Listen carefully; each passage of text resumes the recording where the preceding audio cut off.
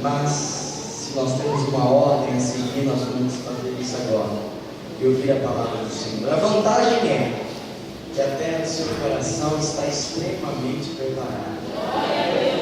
E eu tenho certeza que o que vem da parte de Deus produzirá frutos de excelência. Quero fazer mais uma oração com você. Feche os seus olhos.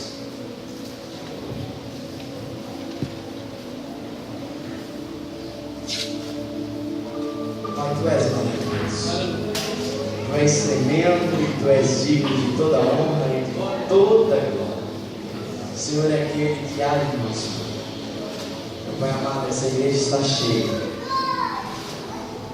Não nos resta lugares físico, mas o nosso coração tem muito lugar, Senhor. Fala conosco e usa como canal, como instrumento em Tuas mãos, derrama da Tua glória, do Teu poder sobre nós, em nome de Jesus. Sentado mesmo, dá um abraço aí nesse irmão que está do seu lado. Uma palavra de vitória, Senhor. Diga que é importante para você. Fala algo lindo para ele, fala.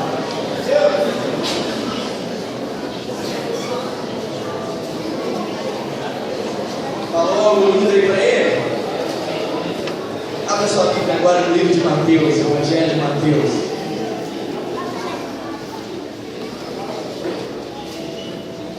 Capítulo 20, versículo 29. Amém? Pode permanecer sentado, mas mesmo sentado, com muita reverência à palavra do Senhor. Quero te pedir o máximo do seu silêncio e o extremo da sua atenção, para que Deus venha falar e você entender tudo, em nome de Jesus. Mateus, capítulo 20, versículo 29, em nome de Jesus.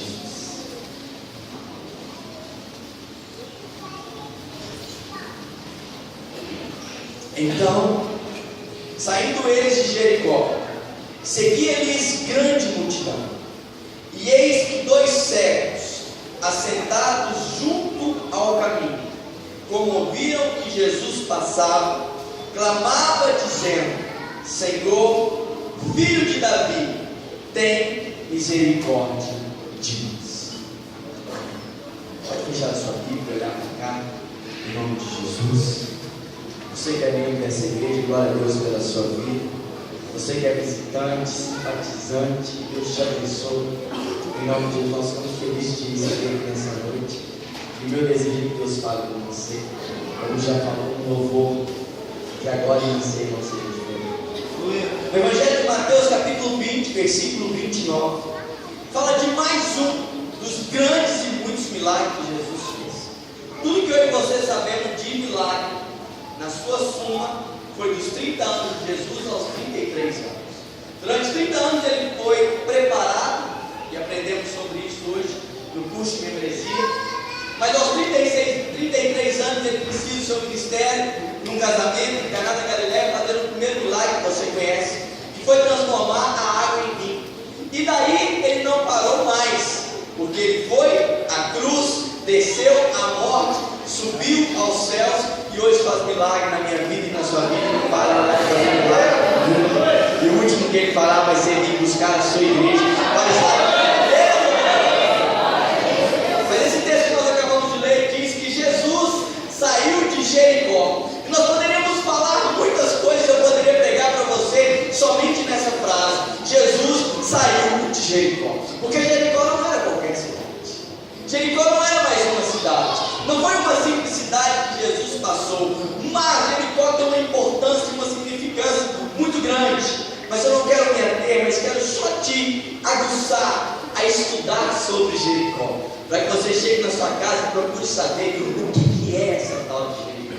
Jericó foi uma cidade, uma das primeiras cidades que foram habitadas, possuídas. É uma cidade muito antiga. Se ela não é a cidade mais antiga, eu posso te afirmar que no território de Canaã, ela é a cidade mais antiga que existe. Mas existia um homem que foi o grande libertador, que se chama Josué. E por isso eu e você cantamos muitas vezes assim: vem com Josué lutar em Jericó. Lembra dessa música? Pois é, porque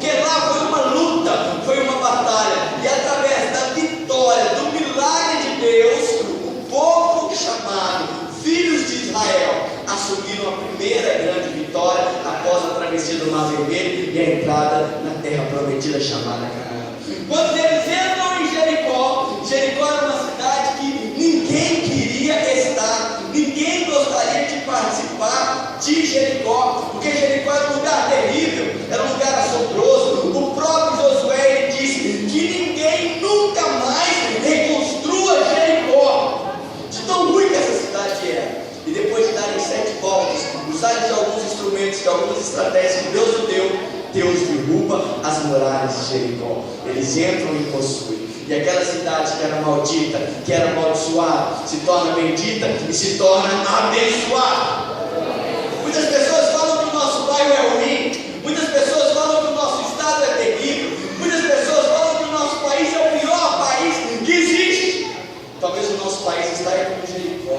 Precisamos de guerreiros como Josué, como eu e você, para rodearmos e derrubarmos toda a muralha de idolatria, de feitiçaria, tudo aquilo que não é do Senhor, e tomarmos posse dessa terra que para mim e para você mana leite e mel, onde nós temos sido ricamente abençoados. E então, quando eles entram em Jericó, Jesus faz alguns milagres, alguns feitos, ele cura algumas pessoas enfermas. E quando ele sai de Jericó, o que acontece que o texto diz que então ele saindo de Jericó, seria ali grande multidão. Versículos 30 frisa que enquanto ele andava, eis que 2 cegos estavam assentados à beira do caminho. Repita comigo: à beira do caminho. Isso é o ponto que você precisa entender nessa noite. Quando você vê uma pessoa sentada, o que te vem à sua cabeça? Fala alguém para mim. Descansando, esperando, desanimado, prostrado e muitas outras significâncias. Quando você vê uma pessoa sentada, você vê que ele não está se esforçando. Não é essa a impressão? Se você é dono de uma empresa e vê seu funcionário sentando no horário de trabalho, não vai dar certo. O que você está fazendo sentadinho aí, bonitinho? Vamos levantar, descruzar as perninhas. Não é o paralítico não, mas levanta e anda, né? Vamos pôr a filha para andar, vamos mexer o doce, vamos dar um jeito de fazer alguma coisa. É assim. Aqueles 2 cegos, eles estavam assim. E é exatamente isso que acontece com todos aqueles que decidem andar à beira do caminho. O texto frisa que eles não estavam no caminho de Jesus, que eles não estavam em Jericó, mas eles estavam à beira do caminho. Diga para o seu irmão: você não pode estar à beira do caminho. Muitas pessoas hoje vivem assim, por já terem lutado, por já terem trabalhado, por já terem feito muitas coisas e não tiverem alcançado resultados, eles preferem ficar sentado à beira do caminho.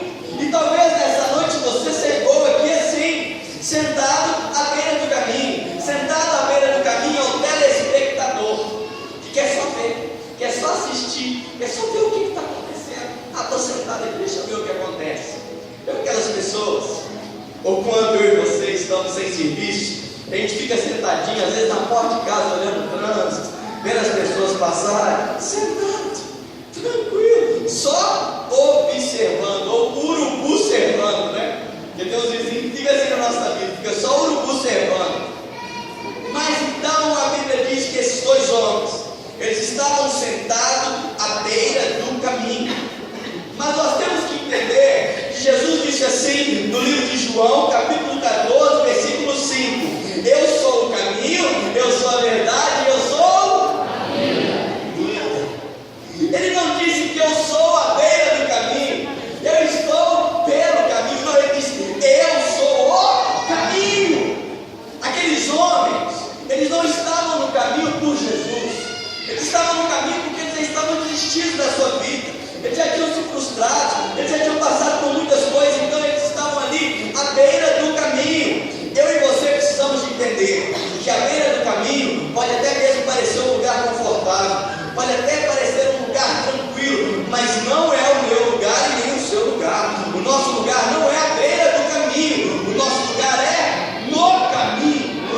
Por isso muitas vezes nós não crescemos e chegamos aonde nós poderíamos chegar, porque porque nós estamos à beira do caminho. E a beira do caminho não é seu lugar. Fala para o irmão que está do seu lado de novo. Ficar à beira do caminho, meu irmão, é muito superficial. É muito por cima. Nós não podemos ficar à beira do caminho. Muitas pessoas estão assim, ficam à beira do caminho. E à beira do caminho até encontra-se muitas coisas. Se você for perceber, ali na cidade industrial, você já deve ter ido ali, tem uma, eu acho que é uma fábrica da Itambé que tem ali, não é? Acho que é, tem um negócio desse. E ali sempre fica cheio de pombo, não fica? Por quê? Porque eles tiram muitas sementes ali, ração, e a semente cai por ali. E aí os animais que ficam à beira do caminho vão se alimentar daquilo. Sabia que muitas vezes nós somos assim? Tem crente da era que vive à beira do caminho. Ele é aquele que aí o culto na igreja do outro foi tão abençoado, e parece que o da dele não foi, e quando alguém chega pregando no serviço, ele fica lá à beira do caminho comendo. Nossa, mas que revelação é essa? Nossa, eu vi um vídeo no YouTube, olha esse vídeo aqui. Não, está comendo à beira do caminho. E à beira do caminho tem coisas superficiais, tem coisas que já estão sujas, tem coisas que já estão contaminadas. Ah, mas eu achei uma coisa muito valiosa para você, porque para estar à beira do caminho já deixou de ser valiosa para alguém. É resto, é sobra. E Deus não tem resto e nem sobra para mim e para você, que somos filhos. Ele tem o melhor. Isaías, capítulo 1, versículo 19.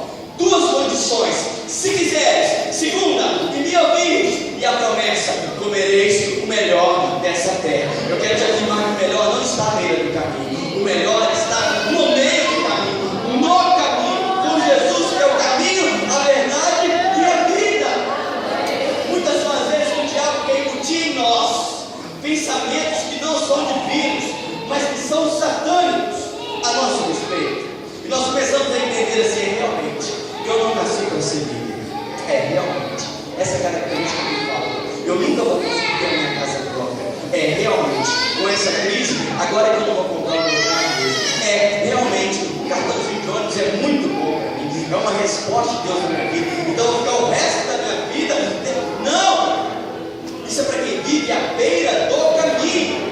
Você tem que estar no centro do caminho do Senhor.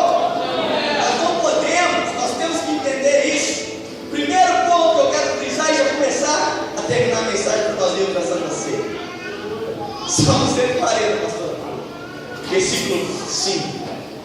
Fala das ciladas que o inimigo lança para aqueles que estão à beira do caminho. Está escrito assim: os soberbos ocultam armadilhas e cordas contra mim, estendem uma rede à beira do caminho e armam ciladas contra mim. Entenda uma coisa, olha para mim e presta atenção. Só cai na cilada do inimigo aquele que vive à beira do caminho. Meu irmão, senão Deus seria injusto. A Bíblia diz que Ele tem cuidado de nós. Aos seus anjos dará ordem para que os livre de todo mal. Ele então e você não precisamos andar sofrendo, caindo, tropeçando, não. Isso é para quem vive à beira do caminho. Quando eu e você estamos no caminho, o diabo não vai agir. Entenda algo: o diabo nunca age no caminho. Você entendeu o que eu disse? Não. Ai, não amei mais doido. Sabe por que o diabo não age no caminho? Porque se ele entrar no caminho, ele converte. É isso mesmo. Então ele tem que ficar à beira do caminho. Meu irmão, o diabo não tem poder de dialogar com você, não. Se você faz uma pele, você vai ter que aceitar Jesus. Mas querido, entenda uma coisa. Claro que eu estou falando de uma forma coerente para que você entenda. Mas o diabo, se ele entrar no seu caminho, a hora que você vier, ele vai sair da sua frente. Porque nós somos abençoados. E a bênção está sobre as nossas vidas. Então a beira do caminho é lugar de traição. Se você tem sido traído, se você tem sido subjugado, se tem armado ciladas para você, pode até armar, mas não vai te pegar. Só se você estiver à beira do caminho. Mas se você estiver no caminho, nada disso vai acontecer com você. Quem está entendendo, diga amém. Rapidamente, muito reduzido. Havia um um homem chamado Jairo. Filha dele morre. Ele vai até Jesus desesperadamente. Jesus, minha filha precisa do Senhor. Chefe da sinagoga, sabia tudo, bebê. Tinha mãe na Bíblia, tinha conhecimento. Ele vai dizer: Jesus vem até mim. Tá, eu vou. Deixa eu só agilizar algumas coisas aqui, fazer alguns milagres, alguns sinais, e eu estou indo. Vambora, Jairo. E Jairo estava onde? No caminho. Com quem? Com o dono do caminho. No meio do caminho chega alguém aqui. Vamos economizar tempo? Não precisa de mais não, porque a criança morreu. Se Jairo tivesse à beira do caminho, ele ia falar assim: Jesus, obrigado, mas agora é tarde, eu tenho que ir embora, porque eu tenho um plano funerário, e eu vou ligar para eles, porque eu tenho que cuidar do inteiro da minha filha.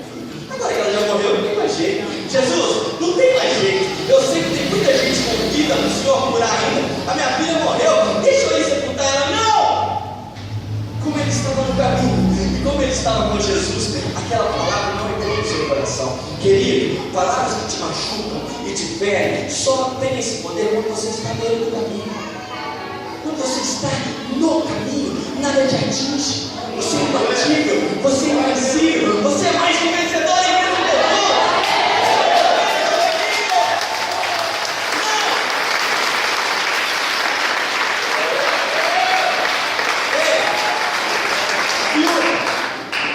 Esse profeta passa sempre aqui. Quem está me entendendo diz amém. Amém. Tem que ser assim, senão não vai. Esse profeta passa sempre por aqui. Deixa eu conversar com meu marido. Conversa com o marido. Vamos fazer um quarto para esse profeta? Vamos fazer um quarto para esse profeta. Na área superior da sua casa, fala um quarto para ele. Alô? O profeta vai morar com ele. E aí o profeta percebe que ela não tem filhos. E aí o que o profeta faz? Eu vou te abençoar. E você vai deixar de ser estéril. E você vai ter um filho. Esse filho vai ser abençoadíssimo. Ok, profeta, eu não pedi a promessa. Se o Senhor prometeu, eu creio. Passa-se o tempo de uma gestação. A criança nasce. Ela fica feliz. O marido dela fica feliz. O profeta fica feliz. Ela saiu da beira do caminho e veio para o caminho do marido. Apanhava por aí? Não. Passa um tempo. A criança fica enferma e a criança morre. Ah, a criança morreu. Plano funerário? Não. Ligava para o Rebecão? Não. Ligava para o político? Não. Agora não. Deixa a criança morta aí, porque o bonequim pode resolver o meu problema. Ei, ela sabia o caminho. Ela foi até o profeta. No meio do caminho, alguém que estava à beira do caminho, porque sempre tem, perguntou assim: e aí, tá tudo bem? E o seu filho, tá legal? O que ela fez? Liga para ele. Sabe por quê? Porque eu não estou na beira, eu estou no caminho. E ela foi andando atrás do profeta. Chegou no profeta, falou: profeta, eu quero que você vá lá e recite meu filho. Ele deitou uma vez sobre o menino, aqueceu o corpo do menino, andou pela casa, deitou outra vez e o menino voltou a viver.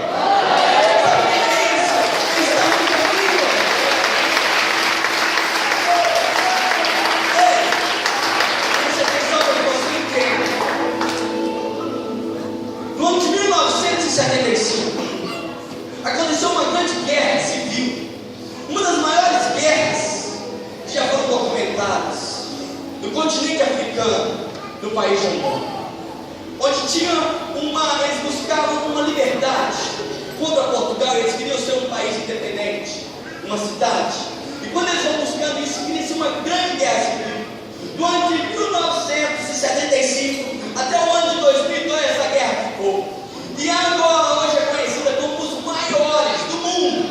Campo minado. Isso tem a passar. Tudo a ver. Por quê?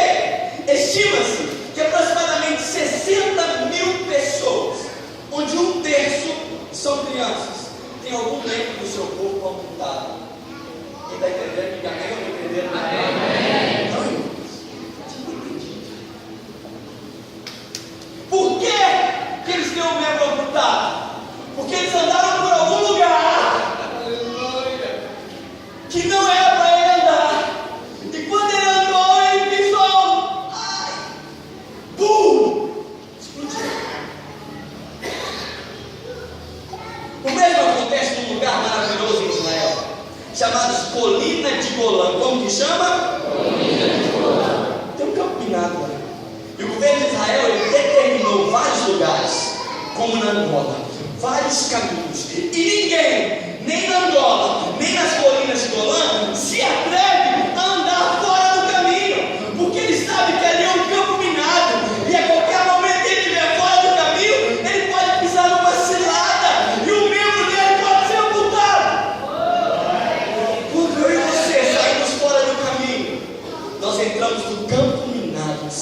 para as nossas vidas. E é por isso que o nosso crescimento não vem. É por isso que o crescimento nunca acontece. Porque o membro está amputado. E aquele que tinha facilidade de andar, agora anda com cano, anda com muleta, anda com cadeira de rodas, não anda mais, vive vegetando. Por quê? Porque andou fora do caminho. Nós estamos falando sobre crescimento. O lema nosso desse ano é crescimento e multiplicação. Talvez você não tenha crescido como nós queremos que você cresça. E talvez você tenha colocado culpa na crise, culpa no governante, culpa no presidente, culpa no deputado, culpa no sei o quê, e nunca parou para assumir a culpa. Será que hoje na igreja você bater no peito e falar: o culpado sou eu? Porque eu posso dar um exemplo do Djalma e da sua esposa, que em tempos de crise estão sendo ricamente abençoados. Eu posso dar um exemplo do Beto e da sua futura esposa, que em tempos de crise estão sendo ricamente abençoados. Eu posso dar um exemplo meu e da sua pastora, que em tempos de crise estão sendo ricamente abençoados. Eu posso dar um exemplo do Valdir e da Rita, que em tempos de crise estão sendo ricamente abençoados. E aí? Irmão, em tempo de crise, nós vivemos é de Cristo.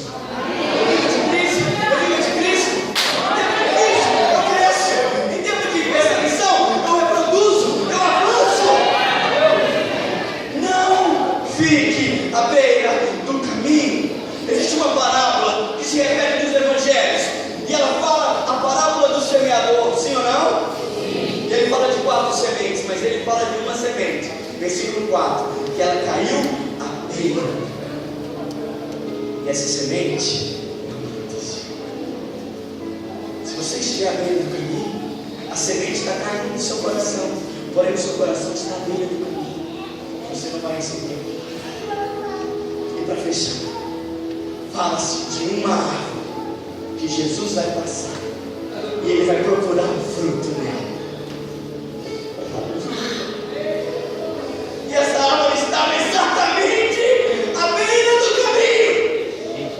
E quando Jesus chega nela, talvez ela era a árvore mais bonita, talvez era a árvore mais linda, talvez mais frondosa, e nada disso impressiona Jesus. Aí Jesus chega e vê uma árvore à beira do caminho. Ele vai procurar o fruto. E sabe o que ele acha? Nada de fruto. Essa é a parte mais importante da mensagem. De que adianta ter um louvozão top, de que adianta ter um cartão de crédito bom, um carrão, uma caçona, uma esposa, um marido lindo, filhos educados, se nós vivemos a beira do caminho. E que o dia que o dono dessa santa ceia vier pegar o meu fruto e o seu fruto, ele só vai achar folha. Nossa, mas ele é tão bonito. Nossa, ele se veste tão bem. É o mais lindo da igreja. Olha o quanto que ele estudou. Olha como ele é bem, ele é rico, ele é próspero. Ok, mas nada disso interessou Jesus. Nada disso chamou a atenção de Jesus. Ele falou assim: aonde está o seu fruto? E não tinha fruto, e ele amaldiçoou. Queridos, eu e você não podemos ser amaldiçoados. Aqui, olha para mim, vai chegar o dia de sermos amaldiçoados, mas nós não podemos ser. O dia que Jesus vier separar o joio do trigo. Para uns ele vai falar assim, para mim e para você, ele vai falar assim: bendiz do meu Pai, eu quero que você venha.